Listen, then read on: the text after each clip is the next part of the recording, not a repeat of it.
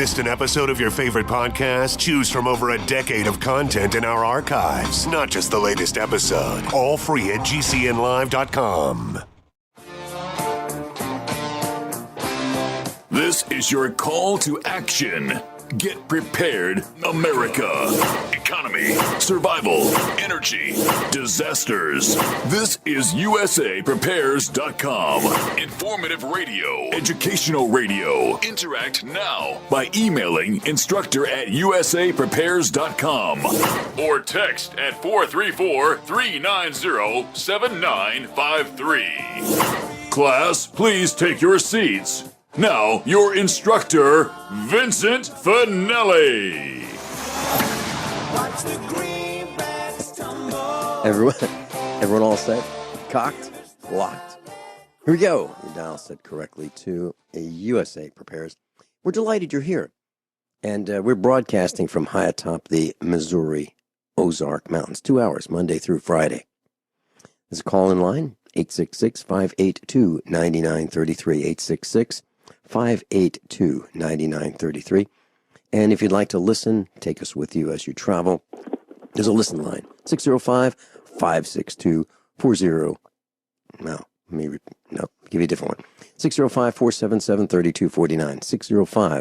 605-477-3249. We've got multiple listen lines, and I just wanted to give you the one that's on top of my list. Today, we're going to be talking about pickling 101.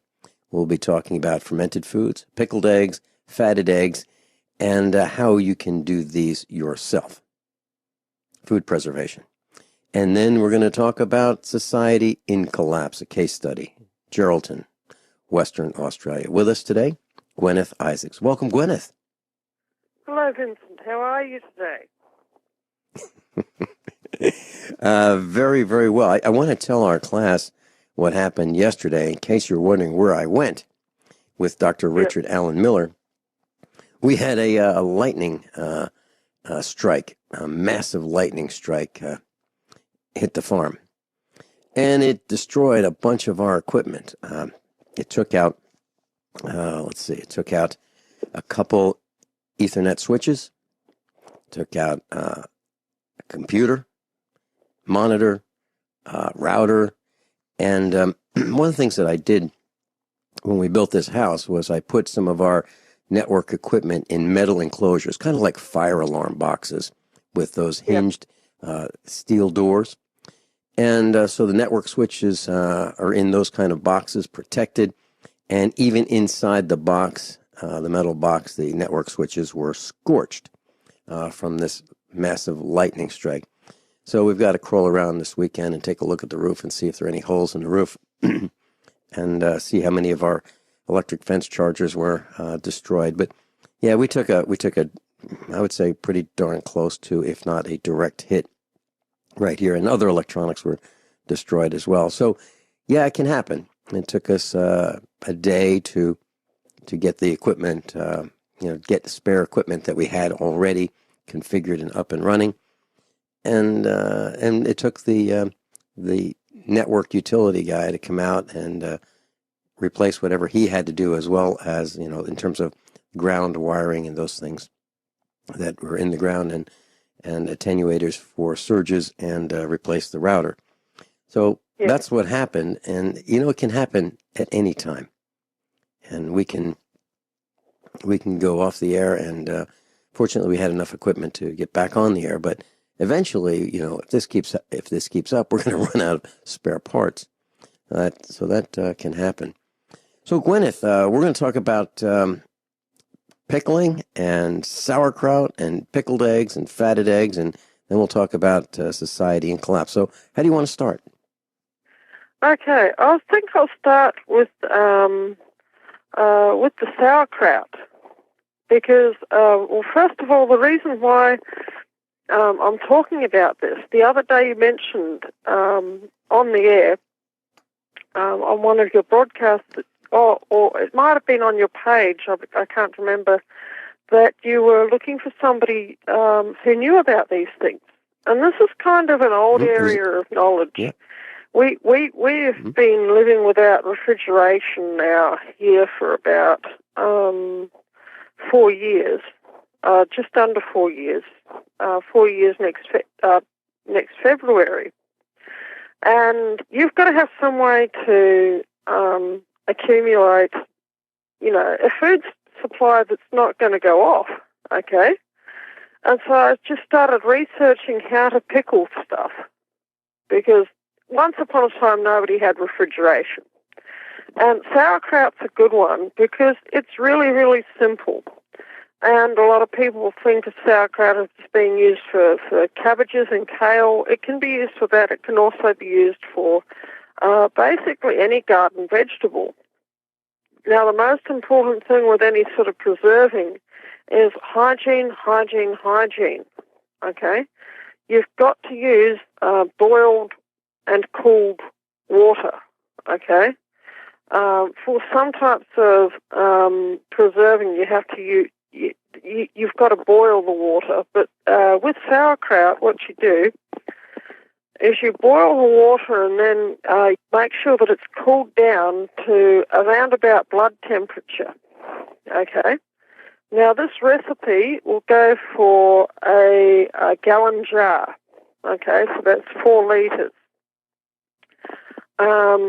While your water is boiling, what you do is you get your vegetables and you cut them up, and or before you cut them up, obviously, you wash them. You make sure that they're really, really clean. You can even rinse them in vinegar if you want, if you really want to be very, very clean about it. But it's not absolutely necessary. What you can do is you cut them up into around about, if it's leaves of cabbage or leaves of kale, you can actually preserve them whole. A lot of people from like Central Europe and Eastern Europe and Germany and Austria, they actually do preserve their kale leaves and cabbage leaves whole. But I think that it's easier, unless you're specifically going to do it that way, if you cut them all up into about 1-inch square pieces, okay? And you get the pieces, and you cut them up while you're making the water boil. Then, when the water has boiled, and when it's cooled down to around about lukewarm temperature, into that 4 litres, that's 1 gallon of water.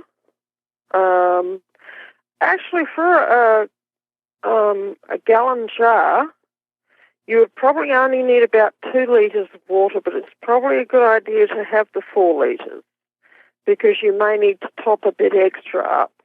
Okay, so it's best to make the 4 litres of water, then you've got extra and it doesn't matter. You put probably around about 2 or 3 teaspoons of salt and about 1/4 of a cup of raw milk. Okay? The raw milk is the absolutely key ingredient, and that is why you do not put the vegetables into the boiling water while it is still boiling hot, because that raw milk has the culture in it that will actually make the sauerkraut.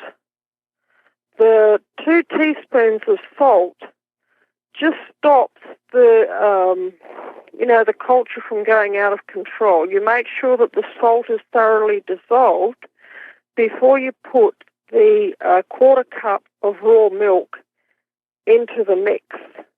You mix it all together, okay, and then what you do is you pack the vegetables into a 1 gallon glass jar. I suppose you could use a stone jar if you have them, or, ceramic or whatever.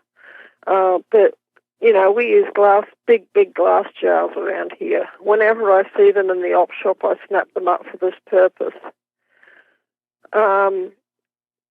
Until you put the vegetables into the jar until you get quite close to the top, probably about an inch or so from the top, and then you pour the culture in on top of it that you've previously mixed, okay?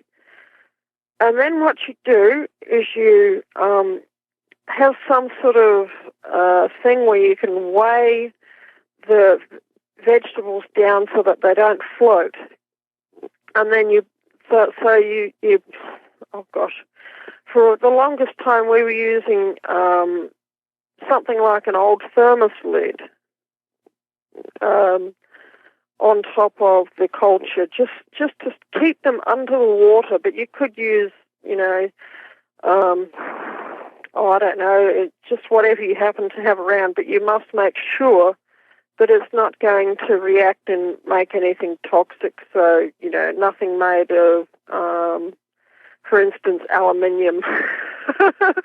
Nothing made of anything that's actually going to contaminate your culture, okay?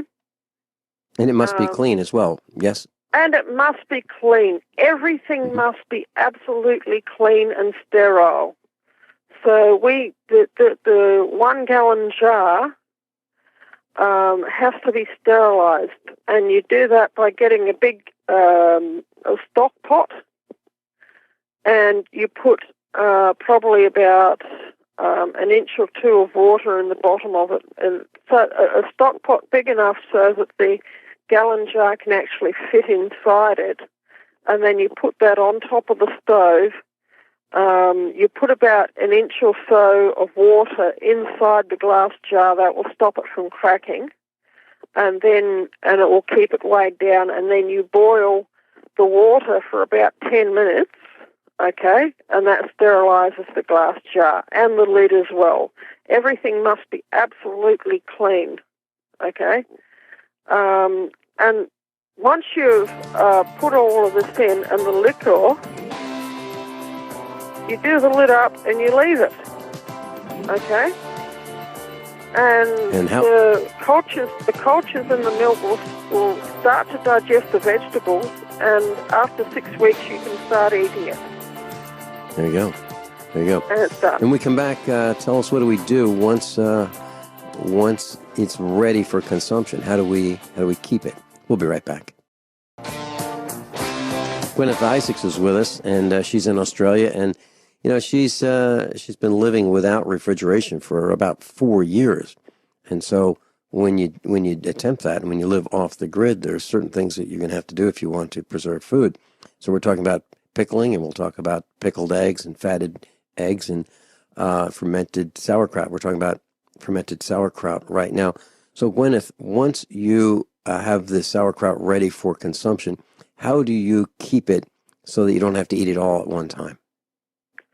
Well, this particular recipe, you keep taking it out as you need it, and as long as your utensils that you're serving with are absolutely clean, okay, you can just keep taking it out.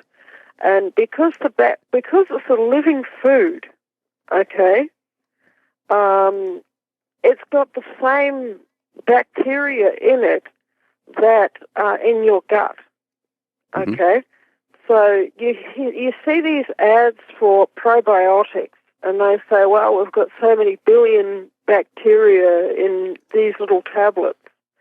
Well, sauerkraut has these same bacteria in it, and that is what helps to preserve the food. It's actually a probiotic living food. It's super nutritious, and as long as your utensils are clean, you can keep eating it over a period of weeks or however long, and just take what you need and then put the rest back. So and you can you don't need to put it in jars? What was that? Sorry, you don't have to you put it in jars. I suppose you could if you wanted to, Mhm. but it's not absolutely necessary. Yeah, I think I'd like to put it in jars, and You can do it that way. Mhm. Okay, You can do it that way. clean But type canning jars. Okay. yeah, that's right. You can put it that way, but you just once again sterilize the jars, Mhm. and using the same method that I said before. Mhm. But you just cool them down and get a clean serving ladle and ladle it into the jars, put the lid on, and then put them in the cupboard. You know, we were talking about bacteria, and I asked Dr. Shealy. I have a couple of large dogs, bunch of large dogs, and I said, one of them slobbers in the dog bowl, and I asked him if I could take that slobbery water. I keep changing it many, many times a day. If I could take that water and water potted plants like that are for food with that, and would that bacteria, that beneficial bacteria, help break down the soil? And he said, absolutely. So what I do is I take the dog's water bowl and empty it into like the garden or wherever we're growing food, and it seems to be working. So you're talking about beneficial bacteria. So I didn't want to gross anybody out, but I just want to share that it works. Okay. What about dog saliva? Is absolutely remarkable stuff. It really is. We have a number of dogs here. I breed I breed border collies, and I have an idea I have an aim to be able to breed a miniaturized sheepdog for people on small holdings. Because the sheepdogs that you have, which are the normal standard size sheepdog, they're big. They eat a lot. If you've only got 10 or 20 sheep or goats, or just a few cattle or whatever, you probably would need a full size sheepdog if you were going to round up cattle.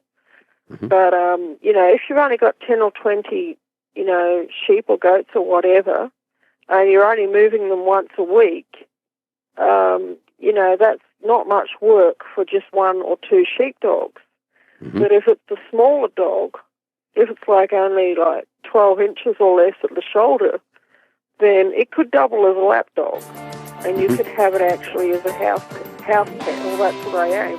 But dog saliva is remarkable stuff. It's so, the Scottish people would often get the dogs to lick their wounds and they would actually heal. There you go. Guineith Isaacs with us. Guineith, when we come back, please share your website with us. We'll be right back. Okay, thank you. Class, some may call this a pre-election gun and ammo sale. It's October 22 and 23. Kansas City, Missouri. That's the RK gun show. October 22 and 23. And some people think that should she be selected, gun prices are going to go up. So you might want to consider topping off your ammunition and supplies and accessories, and maybe even purchase a gun. Guineith Isaacs, how do we get to your website or your Facebook page? Okay, my Facebook page is www.facebook.com /Aussie Common Law, AUSSIE COMMONLAW, and that is the Common Law Education and Resource Centre, and that's where I do a lot of my common law work. But I'll tell you how I managed to get into that, okay? That was a number of years ago. I used to live in Geraldton in Western Australia because that is where my whole family is from. The first members of my family arrived in Geraldton in around about 1926. So we'd been there for a long time, and we had, bred up. And if you go to Geraldton today, we need to hire the Veterans Association Hall, which is called the RSL, Returned Services League Hall, if we need to have a family get-together, because there will be several hundred people show up. And Geraldton, in a lot of ways, is a lovely town, okay? But just lately, it's really started to have some problems. And, oh gosh, the local police are absolutely, totally corrupt. That, I would say, is probably about three-quarters of the problem, and the other quarter of the problem would be the local municipality, which is also totally corrupt, and apparently just about to go broke. I have my son has just arrived back from Geraldton after spending around about the last 9 months or so there, and the report that he's brought back with him is not good. Apparently, a very high proportion of the young people who live in Geraldton actually have syphilis, because there were a pair of pedophiles who were living in Geraldton, a man and a woman, and they were abducting children, doing whatever they do to them, and then letting them go home. And so they were, instead of, catching them and, killing them, they would catch them, molest them, and then release them. And this pair of pedophiles had syphilis. And at the time, when we were living in Geraldton, these pedophiles were stalking my son, and I tried contacting the police numerous times, and they did absolutely nothing.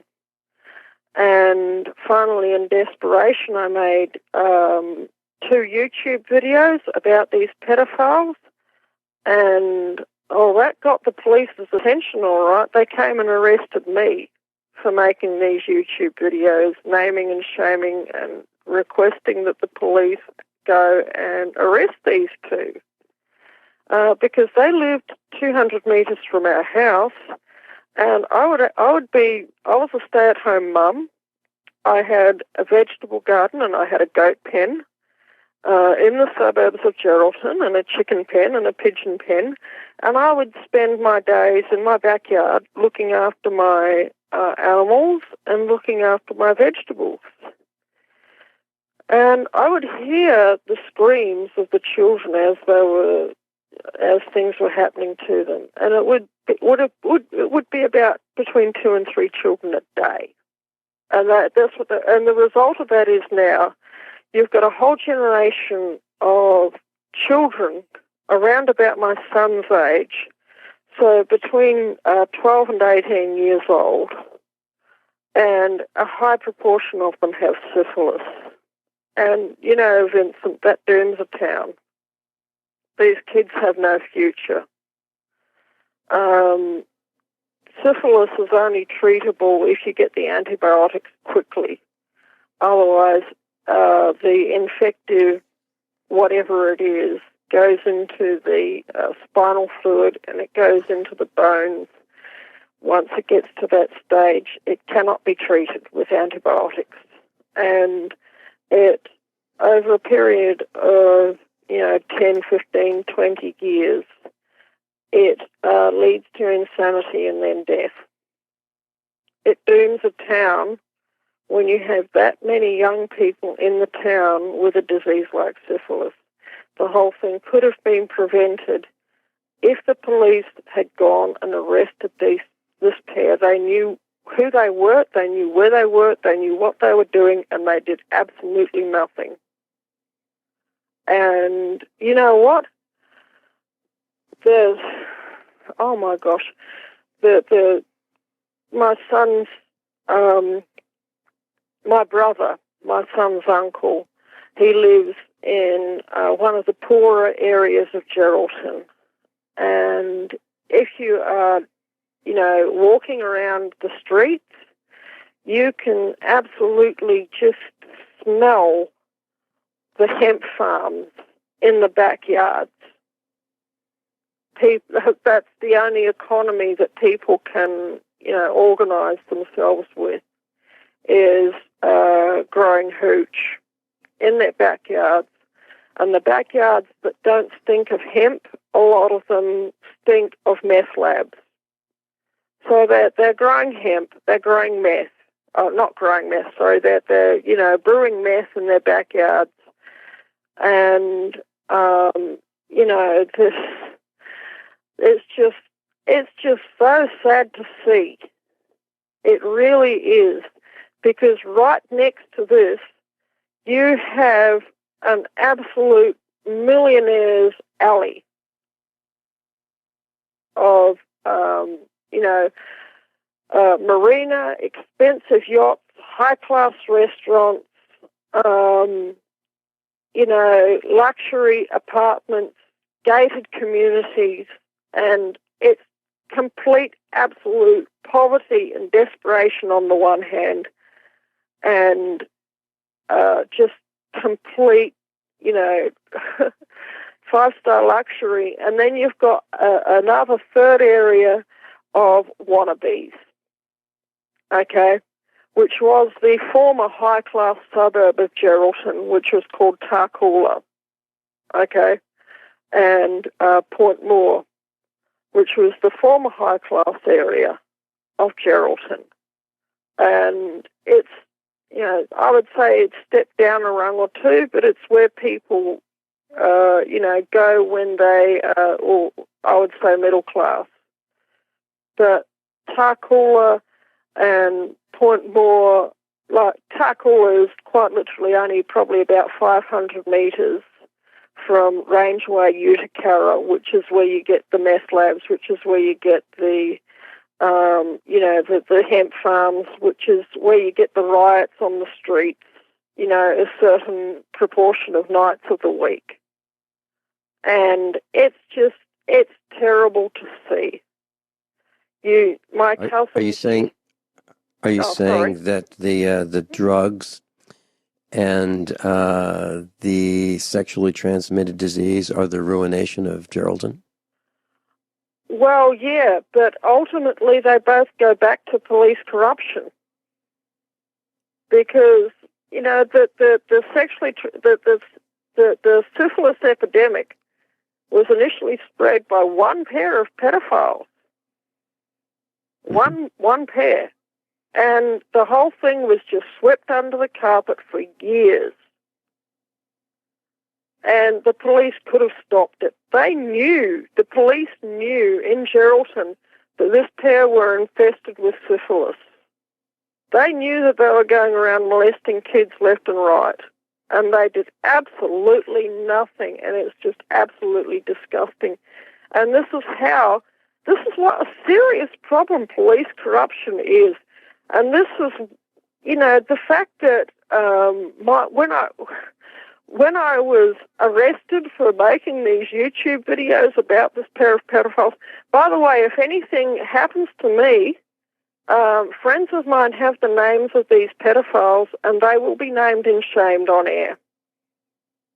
Okay. Yeah, make sure they call. Make sure they call me. Yeah, I will.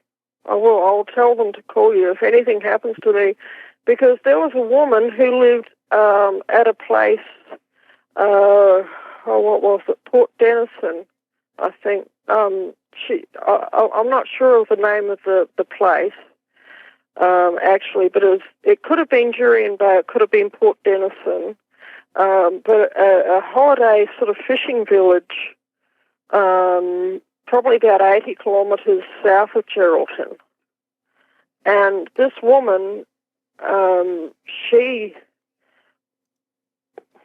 it's really very sad what happened to her. Her name was Heather Glendinning, Glendinning,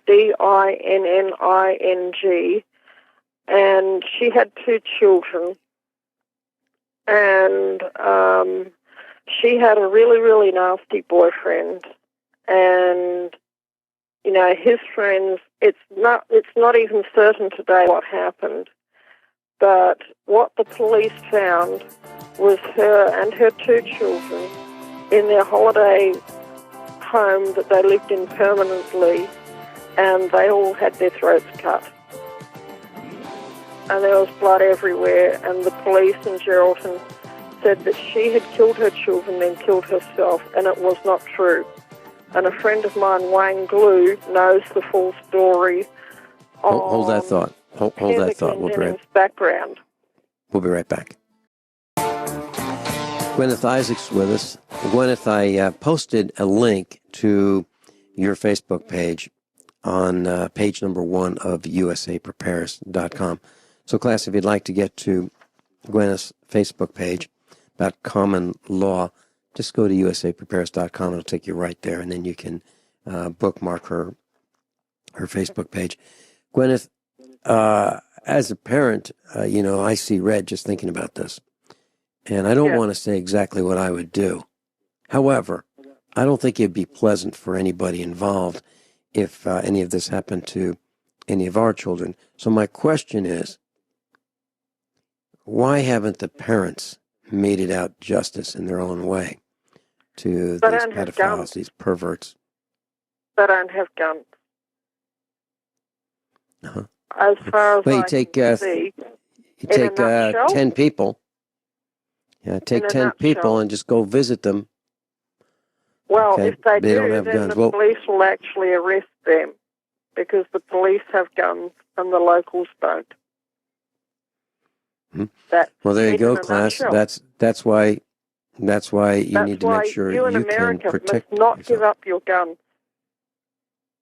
Okay? Anyone who has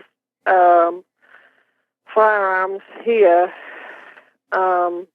you've got to have a really good reason. And even if you do have a gun and you go around there and you mete out justice, it's going to be blamed on you. And you are going to be dragged through the mud. And you're going to have an absolute dickens of a time. I mean, they arrested me and made my life hell for simply posting a YouTube video exposing these 2. 2 YouTube videos exposing these 2. Okay. What were they? Were they pillars of the community? I mean, what was with these 2 people that made them so significant? I mean, were they in government? From what I gather, the woman, because it was actually a woman and a man, the woman was actually related to a former state premier, state governor. Okay, but we don't call them state governors here, we call them state premiers. So, because she was the 3rd cousin of the son of a former premier, that was the reason why she had developed a certain Teflon coating. And because this son of this premier had his own skeletons in the closet as well, it would have blown the whole thing wide open. Well, there's this thought in the United States that if Hillary is selected against our will, justice will be meted out all across the country. And people who have been causing us harm will be selected for special treatment by the villagers. I mean, I keep hearing that. I am not looking forward to that, but I keep hearing everywhere I go now, people are livid. They're absolutely furious. I saw a woman traveling in her Cadillac sport utility vehicle, and she had a Hillary sign on it, and I thought, I can't believe it. This car has not been bludgeoned with a sledgehammer. How is that possible that this woman's riding through, our area here with this offensive Hillary sign? Yeah. It's Hillary's and class, make no mistake. Anyone who supports Hillary is an enemy of the villagers. Anyone who supports Hillary is an enemy of ours. They want to steal from us. They want to confiscate our weapons. They want to totally dominate, control, and oppress us, and it's unacceptable. So they are, people who support her are our enemies. I make no mistake about it. No one who supports Hillary is welcome on our farm. No one. Guineith, we didn't talk about pickling eggs and fatted eggs, and oh boy, we'll have to do that next time. Yeah, I think it's the end of the hour. I'm sorry I didn't manage to get to the eggs, but I thought the Geraldton situation as a case study was more important. Yeah. You know, very good. This is why police corruption is such a bad thing. It destroys communities. It really does. And I keep hearing that there are so many good cops. And okay, all right, just Why don't they show go us, and arrest show us the bad one. Why don't Show they us go one. and Right, arrest you're the bad absolutely right. Yeah. Guineith, thank you so much for being with us. Okay. Everyone all set? Cocked, locked, hour number 2 of USA Prepares. I'm Vin Finelli, and with us is Rich Scheben. He wrote a book, One New York Man's Journey to Off-Grid Living in Montana. Welcome, Rich Scheben. Well, thank you for having me, Vince. It's always a pleasure. Rich, I was thinking during the introduction of this hour number 2, I was thinking about, us in the kitchen, you and Rick Miller and Matt Stein and John Stadtmiller and Aaron Dakins and a whole bunch. Ed in Florida was with us. There were a whole bunch of us just laughing and having a great time. And I miss that. I really do. It was a lot of fun. So, yeah. What America needs to do is sit around the table with a fire and have conversations instead of being addicted to the blue light syndrome. In fact, that's a study that I quote all the time, that the average American watches 7 to 8 hours a day of television and smartphone activity. And we need to get back to the old ways, no doubt about it. You're talking about smartphones, and I was thinking about, I was giving a presentation with Matt Stein. We had separate presentations. Rick Miller and Matt Stein and I were at an event. And Matt Stein and I stayed in the same room at the hotel. We shared a room. And I don't have a cell phone, so the likelihood at that time in my mind of me being tracked was kind of limited because, well, the hotel knew I was there, and I did not use a credit card for the room. The room was provided, so I didn't, I wasn't attached electronically to this room, other than me being assigned this room at the hotel desk in the hotel computer system. But I did have an iPad with me, and I used the iPad to connect and to their Wi-Fi. And the second I did that, my MAC address for the iPad registered me with their network. And there is an application that will track where people are by the use of Wi-Fi. So if you think that, you don't have a tracking device on you because you don't have your smartphone, well, if you do what I did, and I didn't know it at the time, now I know it, but I didn't know it at the time, that I could be tracked by that particular device. Why? Because it has Skype on it. So if I'm traveling and if I want to do a broadcast, I can put a headset on and use an iPad and broadcast right from an iPad. It's kind of convenient because it's a nice small package. But darn it, now I don't want to take that with me. It's an outrage. It's an outrage that we are tracked everywhere we go. And I don't Well, like if it. I can comment on that, Vince, the censorship and surveillance that comes along with today's technocracy is not for the benefit of the people. In other words, it's not for the benefit of the bottom 93% or the middle class that is melding in with the poor. It's just like, it's analogous to Twitter, and Facebook, and Amazon, and the censoring that goes on. In fact, that's one of the reasons I wanted to be on your show today. And I know most of your listeners are probably aware of James O'Keefe with Project Veritas.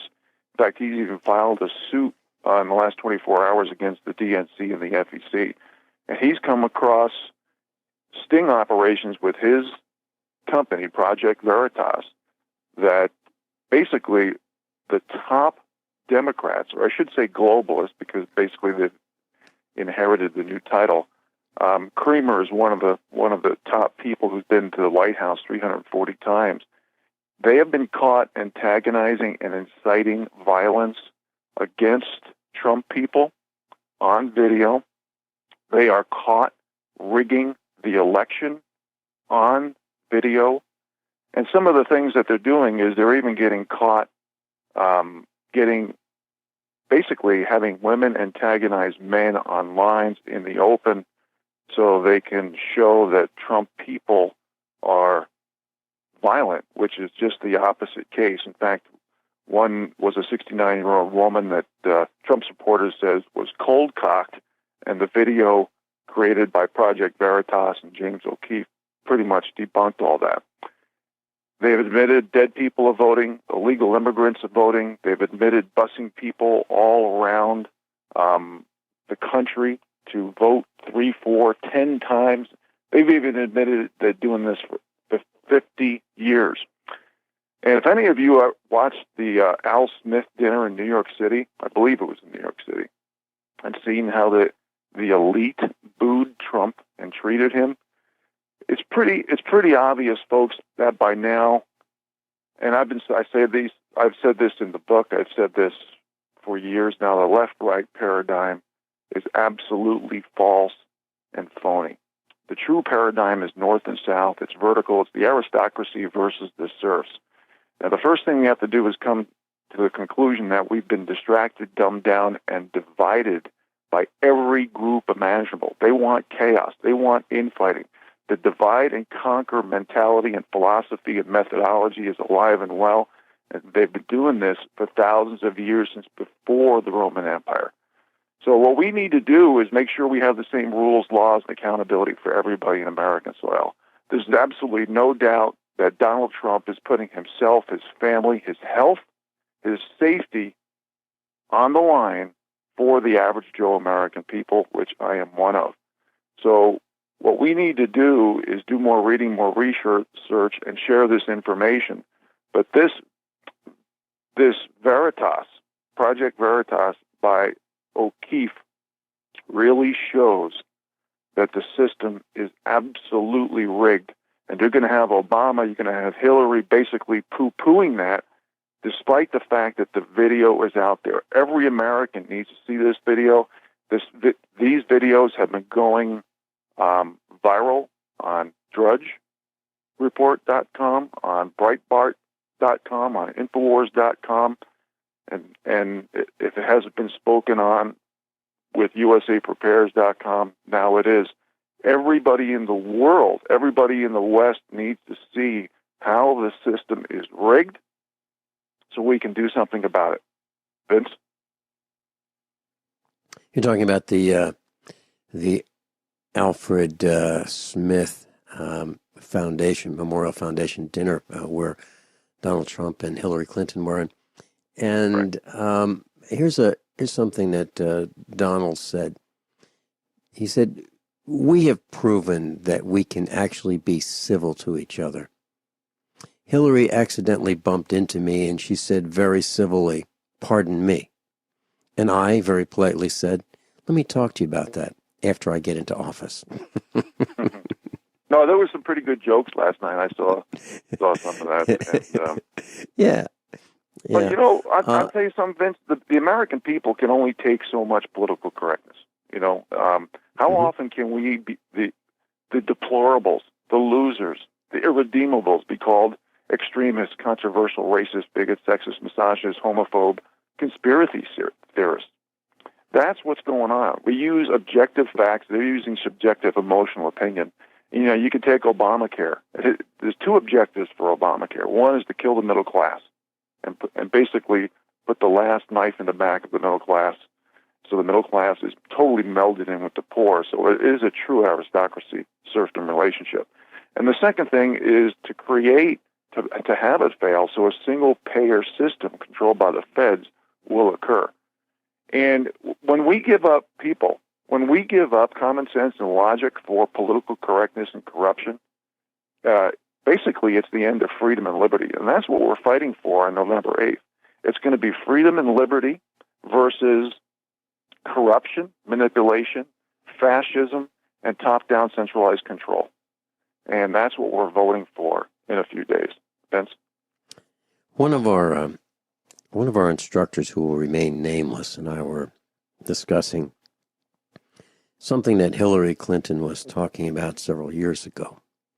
And that was a skills bank and a job bank. And so wouldn't it be wonderful if we could match up people who have certain skills with jobs? And that way, the government can get involved in making sure, well, on the surface, that we're employed. Well, they also have in this database our health records, so they know how old we are. They know they know about our education. They know about our experiences. They know about our skills.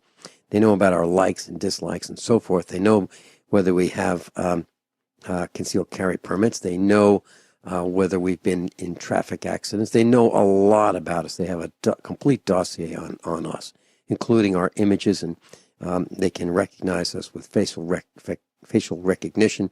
They know so much about us. Well, I was talking to one of the designers of this project, and that designer happens to be one of our instructors. And this was all done on purpose so that later on, if they decide, well, geez, that person, I think we're going to withhold health care from that person. We'll just obfuscate and delay, and then that person will die. We won't treat that person, or we will withhold life-saving medication, and we will rid ourselves of these pests. That would be, people on our team. So it's absolutely true. The tracking is true.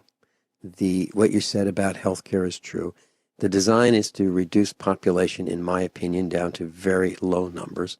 I think they think we are breathing their air as if it's their air rather than all of our air, using all of our resources. We're just a nuisance.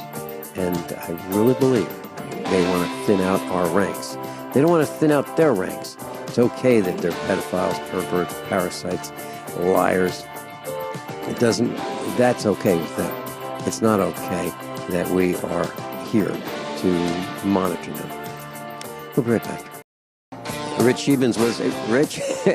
Here's a comment from the dinner, the Al Smith dinner, and Donald Trump said this. Now, I'm told Hillary went to confession before tonight's event, but the priest was having a hard time. When he asked about her sins, she said she couldn't remember 39 times. The way it goes, I've been to confession when I was younger, and it starts out, bless me, Father, for I've sinned. And then, you tell them all these sins that you've committed. And I remember going to confession saying, bless me, Father. Actually, I've been pretty good. I didn't do the part where it says I've committed all these sins, and it's I've lied 27 times or whatever you're supposed to do. I haven't done that, and I just say, bless me, Father. I've been pretty good. And it's funny. I would go to confession with some of my boyhood friends, as people who were raised Catholic would do, and I would do that. Bless me, Father. I've been pretty good, and I would get in and out of confession very quickly. And some of my friends would be in there a much longer time. And then we'd go out and then we would say our penance. We'd kneel down in the pew and say our penance. And we'd compare notes. And I would get way more Hail Marys and Our Fathers to say than they would. And I'm trying to think, they were in there longer than I was. I said I was pretty good, and I get more penance. So how's that work? Well, I'll tell you, Vince, I'm glad that I'm not Catholic, because if I went into a confession booth, I'd have to bring a sleeping bag and a few days of food. So that being said, you know, and I just want to comment on what you just said. Folks, we're all imperfect sinners. Nobody's a perfect candidate. Nobody's a perfect human. And that's why we are human, because we are imperfect sinners. And I just want to talk about something real quick. You know, me, Vince, everybody that I know, the hundreds of radio shows I've been on, the talks I've given, not one person that I've ever talked to is anti-government. We're anti-unlawful, overreaching, too big, corrupt, foreign-run, foreign-owned, incorporated, central bank-run. You know, we're a constitutional republic. So what we're trying to do here, folks, is just to wake people up so they're not drinking the Kool-Aid of political correctness. And that's why I talk about the same rules, laws, and accountability for everybody on American soil. We're all perfect. I was just watching on Infowars.com the other day how Hillary's chef came on, her travel chef, and she was saying the N-word, N is in November, to black people in front of this black chef. So people are, you know, we're at the point in time, folks, that all we have to do is decide whether we're going to be the divided groups of America or the United States of America. So we have to decide if we're going to hold people's feet to the fire to have the same rules, laws, and accountability for every group. That's the aristocracy, that's the serfs.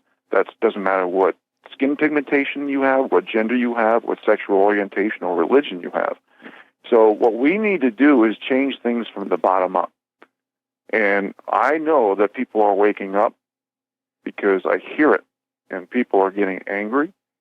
People are getting disgusted by the system, and that's one of the reasons I brought up James O'Keefe, okay, and his Project Veritas company, and how he's, through sting operations, showed high-ranking Democrats, and I think we should stop calling them Democrats and just start calling them globalists, on how they are rigging the election and inciting violence.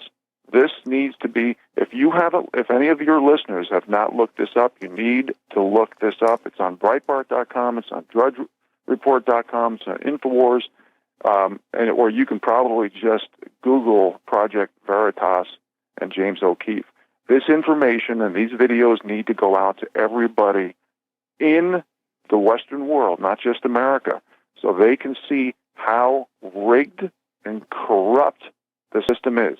And that goes back to full circle here. We have to have the same rules, laws, and accountability for everybody on American soil. We have a fascist system. Maybe 4 or 6% of the people are self-employed. We have big corporate oligarchies married with big government, and that's one of the reasons why the middle class is becoming extinct. And we have interlocking directorates. We have corporate directors on several large corporations, so they are interlocked. When we come back, let's talk about Donald Trump. Would he accept the election selection results? Interesting. Rich Scheben is with us. One New York Man's Journey to Off-Grid Living in Montana, available on Amazon. We'll talk about Amazon Censure in just a minute. So one of those headlines is Donald Trump was asked about will he accept the election results. And I applaud him for not answering that question. As a matter of fact, I think it's great because he said that he talks about crooked Hillary. And according to the Cliff High, who's one of our instructors here at USA Prepares, he has the WebBot report. He said in so many words, I watched it this morning, Trump will win in a landslide, but the government bureaucrats who are expected to be reluctant to give up their domains, their dominions, in the Trump win landslide. So now don't think that this means that he actually will win. This is just what the WebBot report says. So I think it'd be wonderful if Donald Trump wins compared to Hillary, which I think would be absolutely awful. Most Americans that I've chatted with, no, not most, all are concerned about Hillary. They despise her. They think she's crooked. They think she's just as evil as can be. But Donald Trump said something like this: "I will totally accept the election results if I win." Good for him. And these here's one: the GOP slams Trump not accepting election results. Would they say not accepting the election results would not be in the spirit of the selection? Well, it seems to most of us, if not all of us, that the election is rigged. And what about Al Gore? He didn't accept the election results. Why should Trump? Why should Trump? I'm really glad you they brought have that electronic. up. I was going to bring that up if you didn't, Vince. He went to the Supreme Court with it. No. Well, I actually believe that the election is rigged, and I've believed it for many, many years. The conspiracy theorists, as they've been labeled, have been saying that. There's been voter fraud going on for a long time. The Kennedys were involved in it, and I'm sure before them, people were involved in it. But Larry Nichols mentioned on this broadcast many times that Hillary would win, even in the darkest days when it looked like, a year ago when Hillary had no chance of surviving the election, that she would win.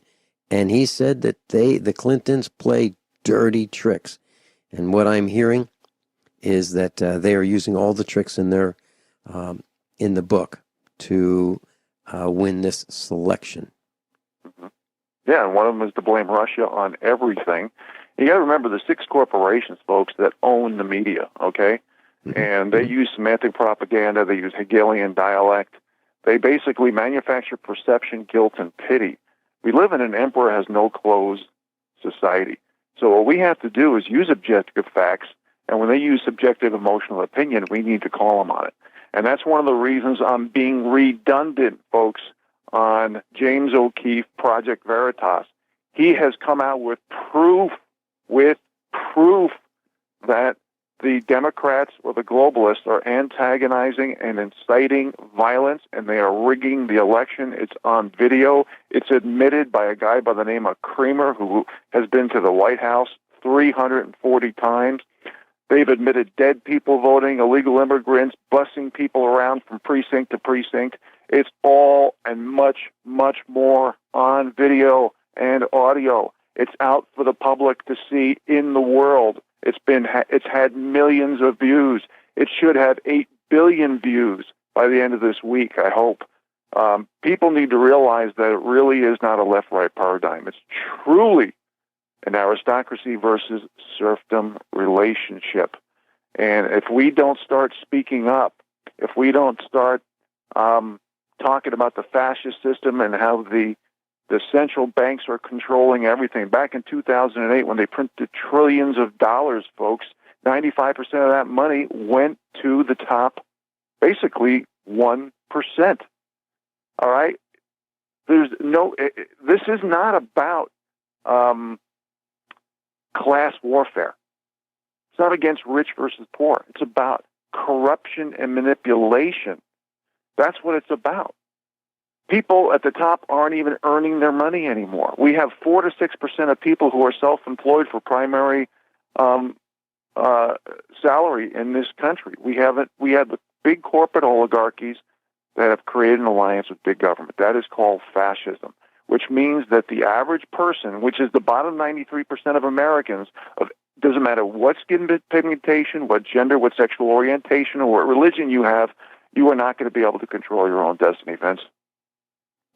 Have you heard that Kate Middleton and Prince William are related?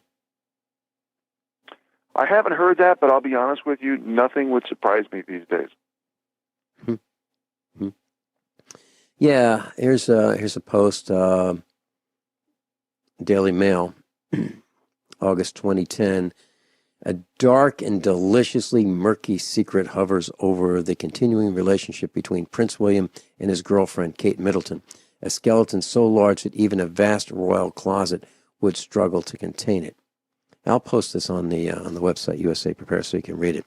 Yeah, and how about all the presidents except one being related at some level? Even Barack Obama is related to the other presidents. Do some research, class, and see if you can find that as well. Mike in Tennessee, welcome. Greetings. I just wanted to cover one little thing. If you ever look at a local community and you find that it looks like the local funeral directors seem to always be in some form of politics, this is one thing I discovered. In Memphis, Tennessee, they've been rigging the elections and stealing voter registration and having dead people continue to vote for generations. This is how they do it. When, let's say, Joe Smith dies, well, the widow is grieving, and the funeral home gets the body. And two things a funeral home has to do, if nothing else, is they have to dispose of the body, whether they bury it or cremate it, and they have to notify the state of the deceased person. So they fill out a form, they send that in so that the state will retrieve the licenses. Voter registration is not one of them. So they take the Joe Smith identity and they call the election commission. They say, "This is Joe Smith. I've lost my voter registration. Can you mail me another?" Sure thing. It goes out in the next day's mail, and the envelopes that the election commissions use are not your standard envelope. In Memphis, Tennessee, they're about 8 inches tall and about 12 inches long, and they have a big green swoosh on them. So you can see them very easily. They're very distinctive. And so they send one of the funeral home workers by to sit there and bird dog Joe Smith's mailbox, and then when the mail is put in the box, they drive up and get it out and take off. Well, the widow, she's busy at that time because the funeral home makes sure she's busy at that time. Nobody notices. So then they've got a pristine, brand-new voter registration card for Joe Smith that anybody that doesn't know Joe Smith would accept at any voter poll. Doesn't surprise me. They've admitted it on the video caller. I mean, it's pretty obvious that they're getting pretty brazen about, who knows, that might not even go to Joe Smith's widow's mailbox. That might even go to some Democrat liaison and actually get handed to some illegal immigrant. In 2006, I identified this, I reported it, and the fact that a former Memphis talent, a blues singer, he was actually dead for over 10 years and he was still voting. Rufus Thomas. It's probably still on the internet. Mm-hmm. Oh, and back in 2008, Vincent, you're talking about upcoming gun shows and the relationship to the timing of the election. And the very first commercial that I ever did in 2008, when I had the radio talk show, The Voice of Truth, was from a local gun shop. And I think they paid me $15 to run 3 ads. And this was on a Sunday. My show was on Sunday evening. And I said, today is Sunday. The election is on Tuesday. The only gun shop open between now and then is the name of the gun shop. I said that again. Today is Sunday. The election is on Tuesday. The only gun shop open between now and then. I said that 3 times. The following day on Monday, the gun shop was visited by more people than it had on any Monday, including a representative of the BATF, who advised them that they should not do any more advertising on my radio show, or they would be visited again. Well, Mike Parsons, you certainly have some powerful words, and people are paying attention. Thank you so much. Well, I just and about the presidents, there's about the presidents being related. Here's Here's a post, August 2012. It was a 12-year-old girl who was looking at family trees, and she linked 42 of the 43 U.S. presidents to King John of England, who signed the Magna Carta in 1215. Only one of our presidents is not related to John, and that's Martin Van Buren. All the rest are related. So if we think that we don't have dynasties in the United States, we're mistaken. These guys are related. Vince, before the last segment, you wanted to ask me a question on censorship with Amazon. I just wanted to remind you about that. Yeah. Anything else, Mike? No, that's it. Just wanted to share. Y'all have a great day. Thanks, Mike. Great. Thanks, Mike. Bye. That's Mike Parsons, USA Prepares instructor in Tennessee. It's been arrested and jailed multiple times. Spent 5.5 years in jails and prisons as a result of running for office and winning the election. So they don't like outsiders. They don't like outsiders to come in and try to clean up the county. And I have a feeling that that is what all of the concern is about Donald Trump, because he's going to fire people. And Hillary Clinton is probably thinking that jail cells coming her way if he becomes president. So let's talk about Amazon. So you've got your book, One New York Man's Journey to Off-Grid Living in Montana. You can get it at Amazon.com, and they've been censoring you. Can we spend the next segment talking about what they did and how you've been censored? Sounds good. All right, that's what we're going to do. We'll be right back. Yes, if you'd like to purchase Rich Scheben's book, One New York Man's Journey to Off-Grid Living in Montana, there's a link on the website, usaprepares.com, page 1. It says Rich Scheben, Off-Grid Living Montana. And also, if you'd like to go to his website, there's a link right there. It's offgridmontana.com. So both links are on page 1, USA Prepares post, right, ready for you to click. Rich, what happened with Amazon? Well, with Amazon over the past, my book's been out for over 3 years, folks. So what has happened, Vince, is the fact that they've deleted many 5-star reviews. They've had hundreds of people try to leave positive reviews that couldn't. That ended up contacting me through different communications. They said my book was out of stock. They've misspelled my book titles. The search engines wouldn't pick it up. And I had a phone call. I'm guessing now the timeline, probably 7-8 months ago.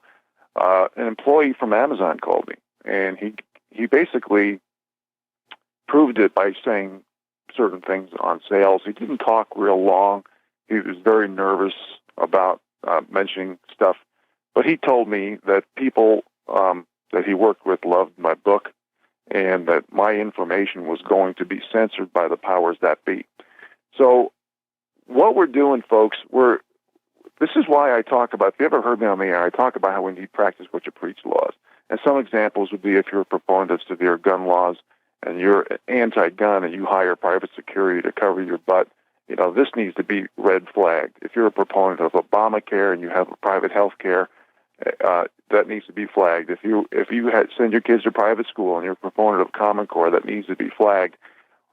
If you're living green, living lavishly, and you're flying around in private jets and own big houses, and you say we need socialism, that needs to be flagged.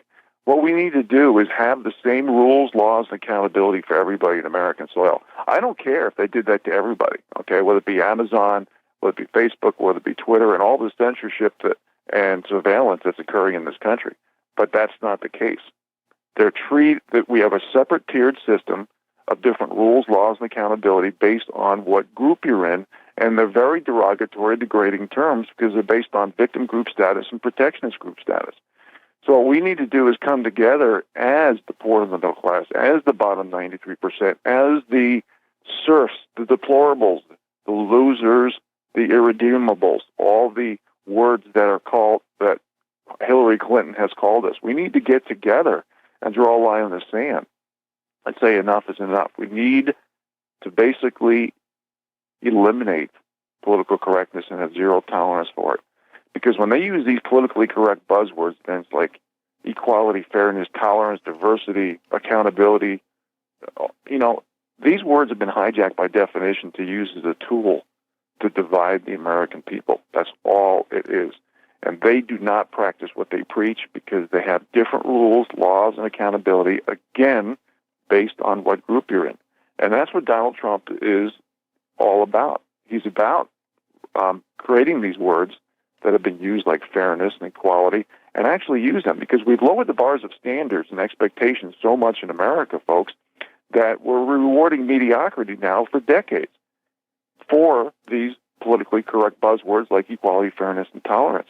Okay, these words don't exist. They are an illusion. So when you lower the bars of standards and expectations, you're saying this group can't compete. This group's work is suboptimal. You are basically destroying the ability, the work ethic, and the intelligence of all these people shoved into these groups. And then because of all the rewarding of mediocrity, things like innovation and knowledge and productivity and everything that built this great country is almost moot. It's non-existent. So what we need to do is go back to the ways that made us great. And we need to get jobs based on hard work, effort, proven results, and qualifications, and not by what group we're in. And this is why we need to use those 3 words. If there's anything that you folks don't remember from today's broadcast, it should be we need to have the same rules, laws, and accountability for everybody in America as well. Let me ask you this. Rich Scheben, are you saying we should do what they do? Whatever they do, we should do it? Well, if they do it, they set a precedent. Why can't we do it? Yeah. Okay. Very good. Very good. Rich Scheben, thanks so much for being with us. Offgridmontana.com. As a matter of fact, I think they spelled, in Amazon, they spelled Montana, didn't they? Yeah. To help people. Spelled a lot of the words wrong. Yeah. Yep. Trying to help people get lost looking for Rich Scheben. Class, above all, honesty and integrity. What happens next is up to you.